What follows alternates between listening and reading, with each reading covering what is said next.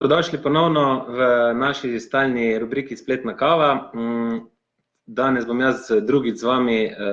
in debatirali bomo o inovativnih turističnih produktih. Prejšnjič smo malo govorili o turizmu po koronavirusu, ki bo seveda nekako spremenil in drugače preoblikoval turistično ponudbo. Danes pa bomo predvsem na primerih dobrih praks pogledali, kako lahko inovativni turistični produkti tudi pomagajo spremeniti oziroma sooblikovati prihodnjo turistično ponudbo. Predvsem sem se pa odločil za to v luči dveh razmer. Eno je, da bo v času po korona krize seveda treba biti zelo inovativni in poiskati nove načine in nove rešitve v smislu, da nadomestimo izpade prihodka iz naslova nočitev. Drugo pa tudi, ker se mi zdijo inovativni turistični produkti ena najboljših možnosti, kjer se srečuje mlade ideje in pa starejše izkušnje in se tako ustvarja nove turistične produkte, ki so gonilna sila turističnega napredka. Vemo, da vse destinacije turistične nenehno vlagajo v razvoj novih produktov, predvsem na ravni platform, se pravi, da postavljajo nekakšne platforme, ki jih potem z vsebinami obiskovalcev nadgrajujejo in pa že same platforme jih postavijo na takšen način, da je omogočena nadgradnja in pa da je omogočena valorizacija teh turističnih produktov in seveda potem multiplikativni učinki, ki jih imajo na celotno gospodarstvo. Jaz sem se danes res osredotočil na to, da ne bom vam ne bom veliko govoril o neki teoriji, ampak se bom res osredotočil predvsem na prakso, predvsem na neke določene primere dobrih praks iz naše bližnje in daljne okolice, ki so predvsem tudi v meni spodbudili neka razmišljanja in neke ideje za razvoj in mislim, da boste izvedeli kaj uporabnega oziroma dobili kako idejo, kako tudi v prihodnje zagnati vaše turistične namestitve in jih nadgraditi z idejami in jih povezati z ostalimi turističnimi deležniki. Najprej moram izpostaviti dva primera iz Avstrije, ki sta mene popolnoma fascinirala. Res je, da tega že minilo kar nekaj časa, ni to zadeva, ki bi zrasla v zadnjem času, ampak je zadeva, ki je že nekaj časa uveljavljena. Želel sem pa to z vami deliti predvsem zato, da vidimo, na kakšen način z dobro idejo je mogoče vzpostaviti turistični produkt, ki hkrati zadovoljuje se pravi turiste, hkrati lokalno prebivalstvo in hkrati upošteva aspekt trajnostnega razvoja, narave in pa teh pozitivnih multiplikativnih učinkov, ki jih ima turizem. In sicer prvi tak turistični produkt je turistična vasica Iršen. Zdaj, večina vem, da še niste slišali za to vasico,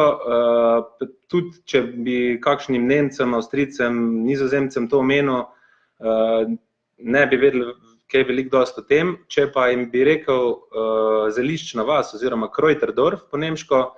bi pa vsi vedeli oziroma bi pa mogoče se spomnili, da to obstaja neka vasica v Avstriji, kjer so pred približno 10–15 leti ugotovili, da nimajo ne smučišča, da nimajo ne term, da nimajo nekih kapacitet, s katerimi bi lahko sledili tempu ostalih ponudnikov v Avstriji, ki vemo tudi, da je na svetovni ravni ena najbolj razvitih turističnih dežel. In tako so na pobudo gospoda Mandlerja, ki je živel v tej vasici, se odločili in poiskali v svoji zgodovini elemente, na podlagi katerih so potem zgradili turistični produkt Zeliščna vas. Namreč ugotovili so, da so njihove babice v veliki meri prihajale oziroma gojile zelišča in jih potem v različnih produktih prodajale naprej ciljnim publikam. In odločili so se, da se bo celotna vas spremenila v nekakšno zeliščno vas. Pri tem so si postavili neka pravila, vsi prebivalci te vasi lahko sami izdelujejo svoje produkte, sami lahko postavijo ceno, pri tem pa organizacija,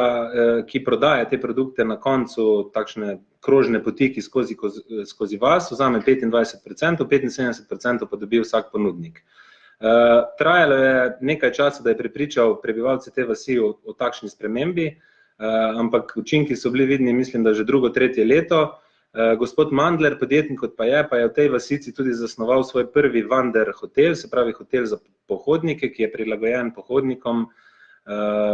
in v smislu dizajna, in v smislu počutja, in v smislu neke neodvisnosti od nove tehnologije. In sedaj ima, mislim, da gospod že kar mrežo teh hotelov po Nemčiji, Avstriji in Švici, se pravi ravno to, kar sem prej govoril, neka platforma, na podlagi katere se lahko potem razvijajo nove turistične namestitve. In če boste kdaj vas pot zanese mimo vasice Iršen, vam predlagam, da se ustavite. To gre za kratek sprehod skozi vas, kjer spoznate različna zelišča, pridelavo, spoznate njihovo uporabo in v zdravilne in v prehrambene namene, in na koncu seveda zapravite obveznih 20 € kot vsak obiskovalec in z veseljem odidete novim dogodivščinam naproti.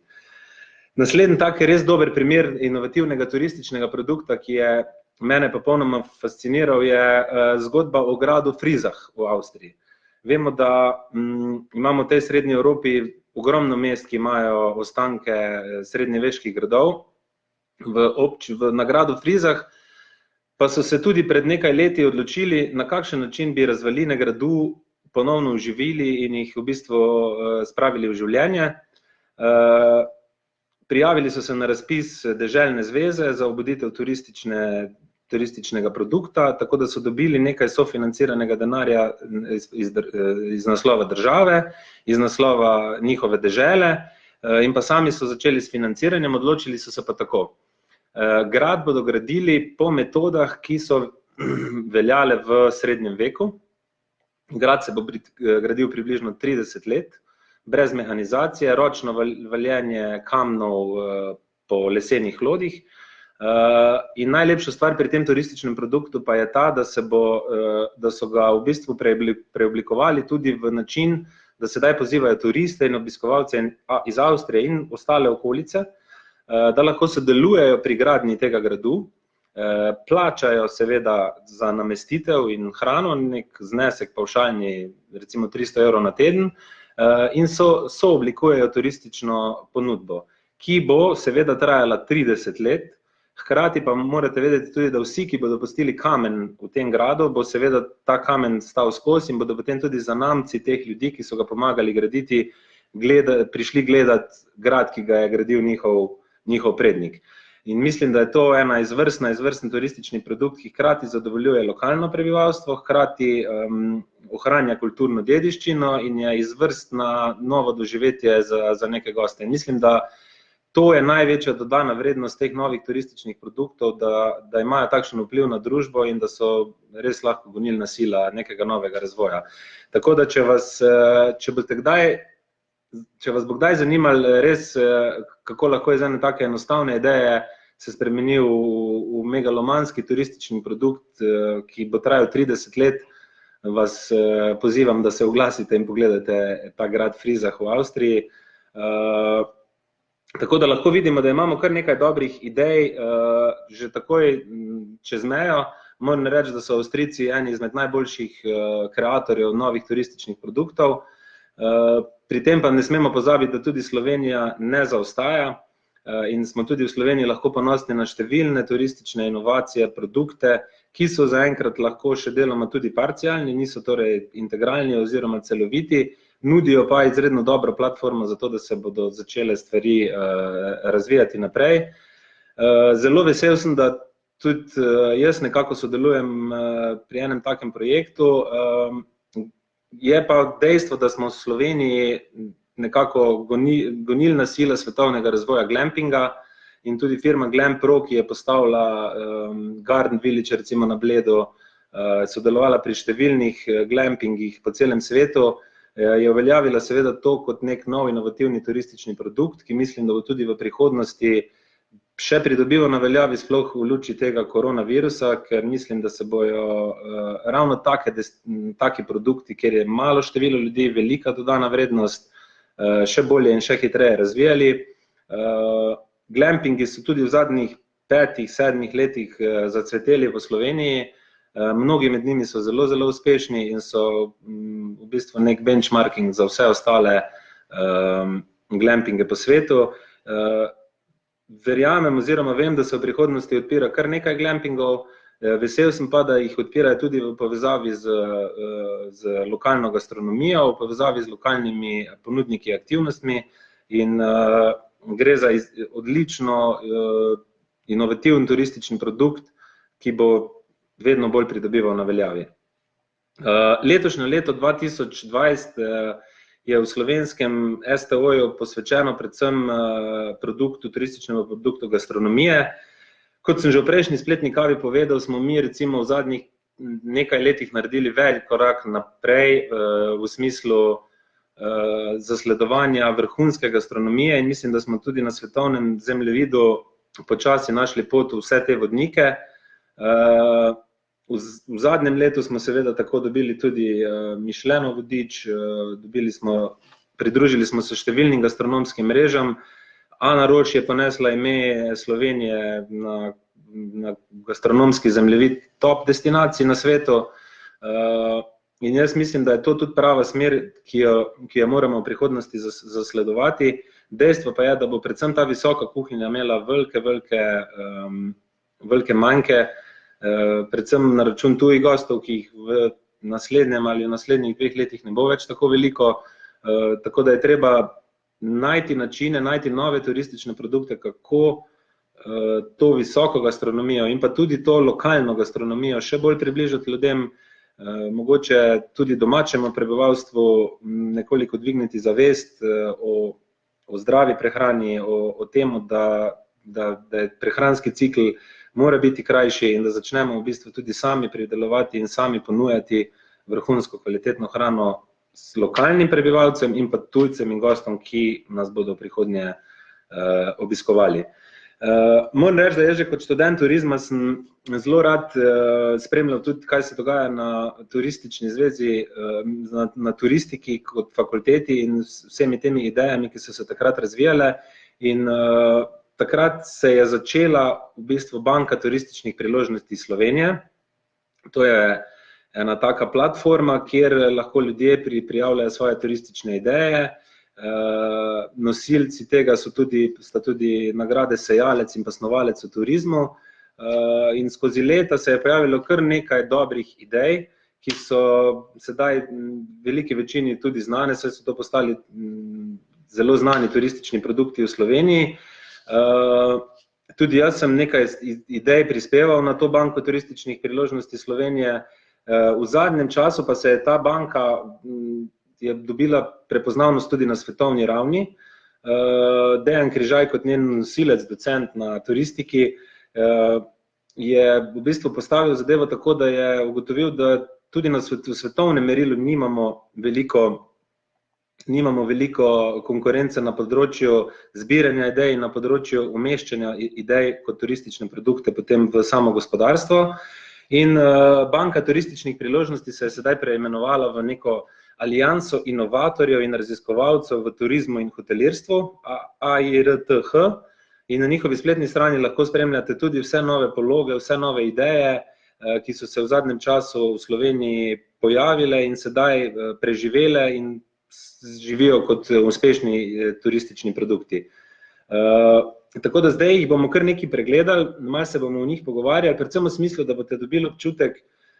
katere ideje oziroma na kakšen način se nek turistični produkt zastavi, kako ga recimo speljemo od ideje do pa neke izvedbe in pa kako vzdržujemo tudi njegovo življenjsko kondicijo, ker vemo, da vsako stvar je mogoče na začetku še nekako zelo lahko vzpostaviti, zelo težko je pa obdržati pri življenju in poskrbeti, da se razvija in raste in ima neko življenjsko dobo kot vsak produkt. Jaz sem se odločil, da bomo kar nekaj zdaj predebatirali, da jih boste malo spoznali. Seveda, če boste želeli še kakšno informacijo, smo tudi dosegljivi, tako da lahko kaj komentirate, oziroma če boste želeli še kaj vedeti, kaj več o njih, predlagam, da je letos izvrsten čas, da namesto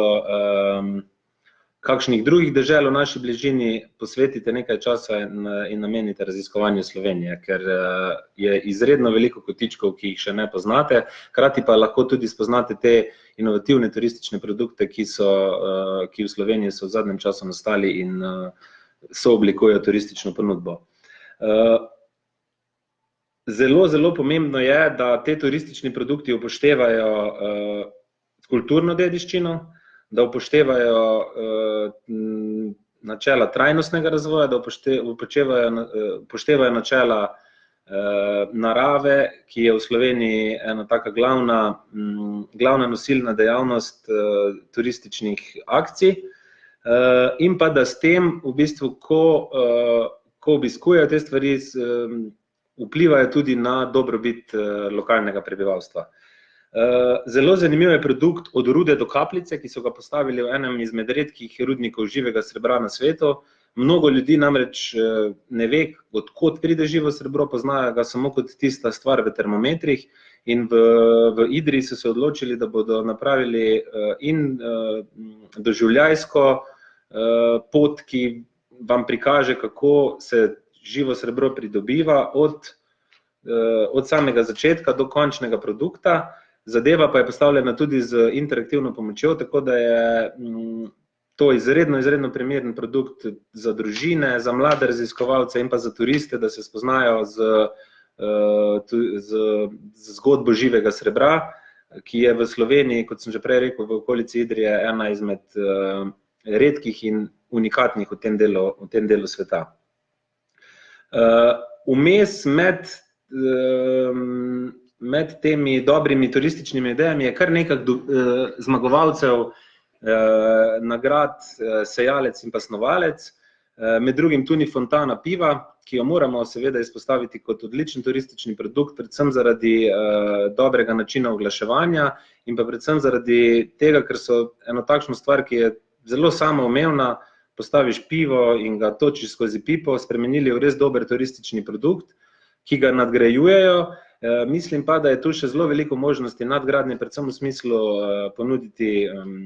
raznorazne aktivnosti vezane na pivo, ponuditi raznorazne namestitve vezane na zgodbo piva in pa seveda gastronomija vezana na pivo, ki jo razvija tudi šef Pavčnik v Laškem gradu v sodelovanju s pivovarno Laško, in mislim, da bi lahko bila to ena taka nosilna zgodba tudi te naše regije Celje, Žalec, Laško, da bi si ljudje, ki si pridejo pogledat Fontano piva, lahko doživeli še dodatne zgodbe in doživetja, ki jih nudi pivo v vseh svojih oblikah na tem nekem širšem območju Celja. Med zmagovalci je bil seveda tudi Vinarium. To sta recimo dve take stvari, ki sta v zadnjem času zelo dobro vplivali na to, da je neka taka banalna stvar, ki se nam zdi včasih čisto enostavna, zgradiš stolp, postaviš točilko za pivo pod zemljo, lahko to spremenita v en tak izvrsten turistični produkt. Vinarijo mislim, da je obiskalo že nekaj 10 tisoč, če ne kar obiskovalcev. Razgled seveda seže preko mej naše dežele in tudi Prekmurje oziroma pomurski del se je začel s pomočjo tega Vinarijuma razvijati. Razvili so že kar nekaj produktov, predvsem na področju kolesarjenja, kulinarike, gastronomije, in mislim, da tisti, ki še niste bili, da je to eden izmed turističnih produktov, ki se ga zelo splača obiskati. Mene je pred nekaj leti, ko smo se pogovarjali tudi o sodelovanju v Celju, takrat zelo navdušil tudi turistični produkt Odprta kuhna. Za mene eden najboljših turističnih produktov v prestolnici, ki združuje seveda v zadnjem času zelo popularen aspekt gastronomije, poskušanja novih jedi, vezanje predvsem na lokalno prebivalstvo, lokalno dediščino, hkrati pa seznanja tudi lokalne prebivalce s tujimi kuhnjami. Lior Izraelc in pa njegova žena, ki sta se te stvari domislila, sta res zadevo pripeljala sedaj tako daleč, da je vsak petek na Pogačarjevem trgu sedaj obveza za vse turiste, za vse obiskovalce Ljubljane in tudi domačine, tako da je že kar nekako premalo prostora. Ideja pa je bila tako dobra, da se je seveda razširila tudi v Celje, tudi na Ptuj, tudi v Koper, in to je ravno smisel teh turističnih produktov, da se nadgrajujejo, da se dobre ideje poskušajo potem umestiti tudi v neka druga okolja in z prilagojeno ponudbo zaživijo tudi v nekih drugih okoljih z nekimi drugimi podpornimi vsebinami. Od Ideje, ki so v zadnjem času zelo me presenetile, je seveda tudi ideja Slovenian Bears. Gospod si je seveda zamislil to takšen zelo nišni turistični produkt kot za dobre fotografe oziroma za ljubitelje narave, da lahko s fotoaparatom seveda sledijo medveda, ga najdejo in ga posnamejo v njegovem realnem okolju. Izredno zanimivo pa je tudi, da se je produkt v času korona krize razvil tudi v način, da lahko preko spleta spremljamo medvede in je to tudi en pokazatelj oziroma en dober turistični produkt, ki nam lahko pokaže, kako se je tudi v nekih spremembi, nekih svetovnih situacij lahko spremenimo in produkt nadgradimo in ga v bistvu ponudimo širšim javnostim tudi v času krize na način, ki je pač v tem času edini mogoč.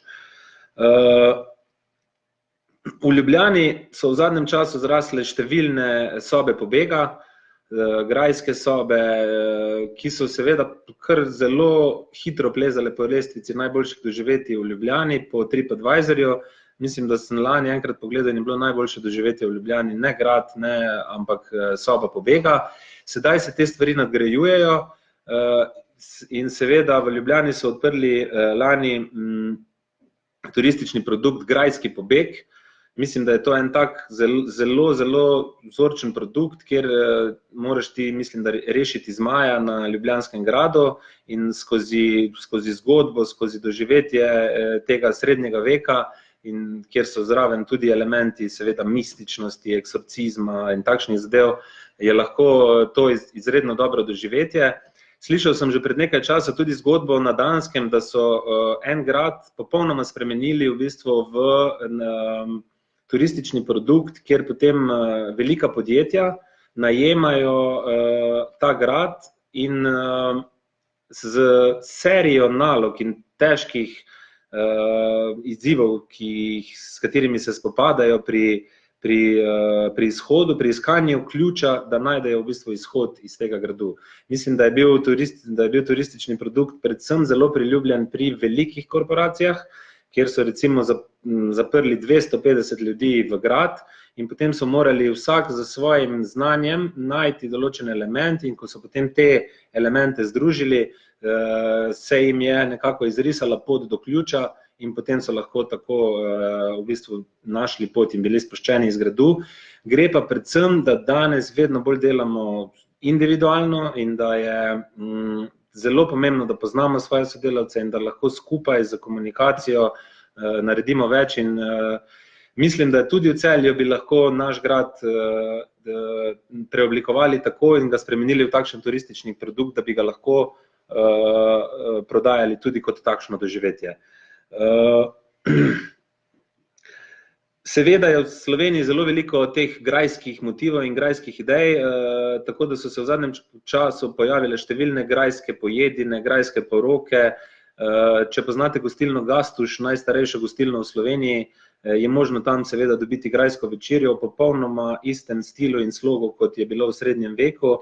V okolici Ljubljane so domačini razvili nekakšno Blagajevo deželo, seveda grof Blagaj, zelo poznan iz tistega konca, in domačini so odprli svoja vrata, ponujajo svoje lokalne dobrote in nekako skozi njihovo zgodbo spoznamo tudi zgodbo o grofu Blagaju in na ta način spoznamo kulturno dediščino kraja, hrano in pa lokalne ponudnike aktivnosti in drugih produktov. Eden izmed boljših pa je tudi, da postaneš graščak za eno ponujajo nagrado Strmol in sicer to poteka tako, da v bistvu ti postaneš lastnik gradu za eno noč, uživaš v grajski večerji in pa počneš stvari, ki so jih graščaki počneli na dnevni bazi in se tako za en dan preleviš v pravega graščaka. In mislim, da je to ena taka velika dodana vrednost sploh nekim narodom, katerih zgodovina pred letom 1500 še ni obstajala. Recimo, jaz sem bil enkrat fasciniran, kako doživetje je vse, kar je bilo pred letom 1500, recimo Američanom, katera zgodovina je pač vsega 300 let nazaj, več pa ne, kar se tiče prihoda in osvojitve celotnega kontinenta. Ampak oni so bili fascinirani nad tem, da je 3 metre pod nami Rim, fascinirani na to, da so določene hiše še vedno stojijo iz leta 1500 In take stvari je v bistvu treba turistom naprej prikazovati na način in skozi take turistične produkte. Zelo me je navdušil tudi produkt podpastirskih škratov po Krvavcu, kjer so predvsem imeli velik izziv, kako privabiti mlade družine tudi v poletnem času. Vemo, da je Krvavec znano zimsko turistično središče in zelo veliko otrok smuča na Krvavcu. Uroš Zupan, namestnik direktorja, so oblikovali tudi en zelo dober produkt, kjer so ponudili smučanje zastonj za otroke. In sedaj so se domislili poti pastirskih škratov, kjer so nekako združili zgodbo teh pastirskih škratov, kulinarično ponudbo širše regije. In pa mene je zelo fasciniralo, da so vse to zapakirali še v pohodniški produkt, ki hkrati spodbuja seveda mlade družine, da raziskujejo kulturno dediščino, hrano, ob tem, da hodijo. Ker vemo tudi, da je danes zelo pomembno, da mladi generaciji privzgojimo ta duh, da se ne delajo stvari samo za računalnikom, s prsti, ampak da je treba v bistvu iti na teren, si ogledati stvari, poizkusiti stvari in mislim, da je to en takšen res dober produkt, ki ga lahko svojo družino obiščete in spoznate nekaj novega tudi o pašnikih na Krvavcu. Lani sem med drugim obiskal tudi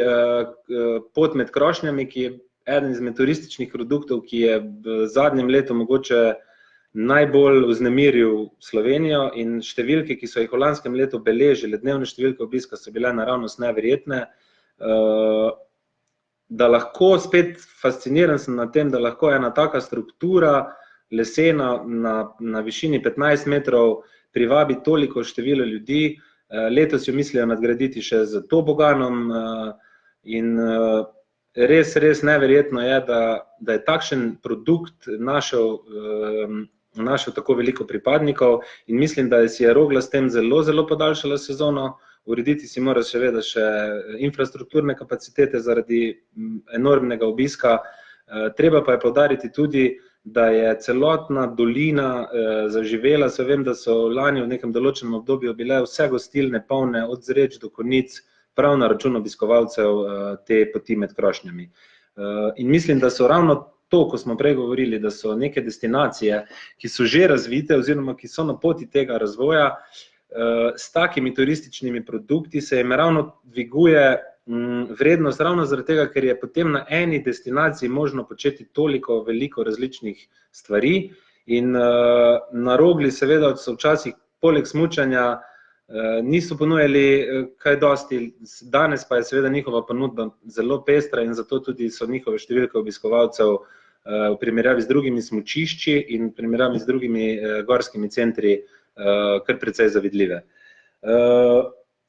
Ena izmed stvari, ki so me v zadnjem času tudi predvsem zelo fascinirale, je zgodba Ane Roš in o tem, da je ona v bistvu slovensko kulinariko postavila na svetovni zemljevid. V zadnjem času je šla tudi njena knjiga, ki mislim, da je vsi, ki imate neko afiniteto do turizma, kulinarike, da se jo zelo splača prebrati, če jo boste uspeli dobiti.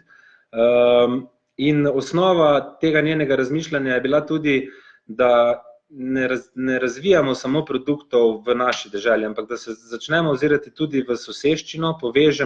se povežemo s sosednjimi deželami in tako tvorimo neke višje in večje produkte, ki so seveda bolj zanimivi tudi za obiskovalce iz širšega bazena, svetovnega bazena. In takšen produkt je recimo večerja treh dežel. To je vrhunski gastronomski produkt, kjer v bistvu v enem dnevu poskusimo kulinariko v Kranjski Gori, v Trbižu in pa v Podkloštru. Seveda vrhunsko kulinariko prilagojeno vsakemu gostu in pa seveda, ki izhaja iz lokalnega okolja. In mislim, da so takšni produkti predvsem gonilci razvoja v smislu, da se odpiramo čezmejno in da začnemo destinacije prodajati tudi v navezovanju z drugimi destinacijami, ne da seveda skrbimo samo za svoj vrtiček. Ker ravno v turizmu je to najbolj pomembno, da nadgradnja teh produktov vključuje potem multiplikativno vse vidike in vso prebivalstvo, in potem, ko tudi te prebivalci enkrat vidijo, da lahko oni nekaj dobijo iz tega naslova denarja, ki prihaja iz te potrošnje turistov, je potem seveda se začne krog obračati v pravo smer in je turistično doživetje neke destinacije mnogo, mnogo više. Izpostavil pa bi še en dober turistični produkt, ki ga bom potem navezal tudi na eno idejo, ko smo jo mi v zadnjem času razvili, in pa sicer v Mariboru so se lotili, da so naredili lov na zaklad, predvsem kot ideja, da naredijo nek nov turistični produkt za lokalne prebivalce, lokalno mladino, seveda ga bodo ponujali vsem šolam, vsem srednjim šolam, da bodo še bolj spoznali mesto, v katerem živijo. Izredno dober produkt, namenjen seveda team buildingom oziroma skupinam, ki jih organizirajo različna podjetja za dvig kompetenčnosti in pa za dvig kvalitete dela, in pa seveda za turiste, ki pridejo v mesto in bi radi v mesto raziskovali na malo drugačen način. In moram reči, da ne vezano na ta produkt v Mariboru, smo se tudi mi zdaj v času krize odločili, da bi ponudili en takšen lov na zaklad po mestu Celju, ker so te naše zgodbe iz sob zelo močne in imajo eno zelo močno zgodbo, hkrati pa so nekako povezane vse tudi z nekimi realnimi lokacijami v mestu, smo se odločili, da v bistvu naredimo lov na zaklad po zgodbah iz naših sob, in smo tako sedaj že predvideli neke točke v mestu, ki jih bomo opremili s QR kodami. Celotna aplikacija bo seveda postavljena tudi na spletno stran in to je nekakšno samostojno raziskovanje mesta v povezavi z lokalnimi legendami, v povezavi z bogato zgodovino mesta, v povezavi z vsemi bistvenimi turističnimi znamenitostmi v Celju in pa v povezavi z lokalnimi posebneži, ki ti seveda lahko tudi pomagajo, da hitreje zaključiš svoj ogled,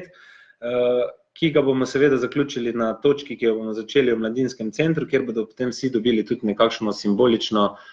nagrado. Gre pa predvsem za to, da je to doživetje mesta na malo drugačen način. Ni to v bistvu vodič, ki te vodi in ti kaže in ti govori letnice, ampak je predvsem raziskovanje mesta skozi zgodbe, skozi mite, skozi legende, in pa skozi doživetja, ki jih ne najdeš v turističnih vodičih. Jaz mislim, da bo ta produkt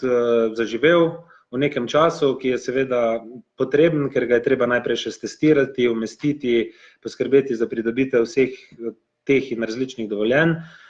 Upam pa, da ga boste kmalu lahko sprobali tudi vsi Celjani, mladina, in vabim vas, da ste še naprej ustvarjalni, da poskušate zasledovati dejstvo, da so turistični produkti v Sloveniji na zelo visoki ravni, da pa so določeni še premalo celovito razviti in da jih lahko še nadgradimo. In jaz na tej točki še enkrat povem, tako sem že v prejšnji spletni kavi povedal, za mene največjih turističnih produktov oziroma ena večjih priložnosti Slovenije v prihodnosti je ravno turistični produkt kolesarjenja oziroma ali e-kolesarjenja, ali družinskega kolesarjenja, ali gorskega specializiranega kolesarjenja, ampak Slovenija na tako mali kvadraturi ponuja toliko doživeti v smislu kulturne dediščine, v smislu naravne dediščine, v smislu menjave različnih okolij, in predstavljate si produkt, kjer pridejo, ne vem, 10 tujcev, jih najprej zapeljejo v Prekmurje, tam kolesarijo 2 dni, spoznajo vse te najpomembnejše zgodbe, doživetja, hrane, potem se predstavljajo na Koroško, imajo isto organizirane prevoze, čez dan pa pač gonijo na kolesih, bodisi električnih, navadnih, se pravi, se selijo iz regije v regijo v Slovenijo, v 10 dneh predelajo celotno Slovenijo, spoznajo Kras, spoznajo Alpe, spoznajo Panonski del, spoznajo naš južni del, spoznajo primorski del, in v 10 dneh je njihova malha doživeti tako polna, da ne vem, če se lahko ta produkt primerja s kakšnim podobnim, predvsem zato, ker je na tako malem na tako mali kvadraturi možno doživeti te stvari. Tako da predvsem v luči tega, kar se letos dogaja po svetu, vas vabim, da raziščete Slovenijo, spoznate te turistične produkte tudi v živo in upam, da boste mogoče kakšnega od novih turističnih produktov v prihodnosti ustvarili tudi sami. Upam pa tudi, da vam je mogoče kakšen namik oziroma kakšna zgodba, ki sem vam je danes predstavil, dala kakšno idejo, da boste v prihodnosti mogoče svojo turistično namestitev nadgradili z kakšnim novim turističnim produktom, ki bo seveda še povečal celotno doživetje gosta pri nas. Fajn bodite. Naslednji teden bo z vami Hana, povedala vam bo nekaj o tem, kako se pripraviti na prvo zaposlitev in kje poiskati še kakšne dragocene izkušnje pri prijavi oziroma pred prijavo za prvo zaposlitev. Bodite fajn, spremljajte nas še naprej, pa se vidimo. Servus.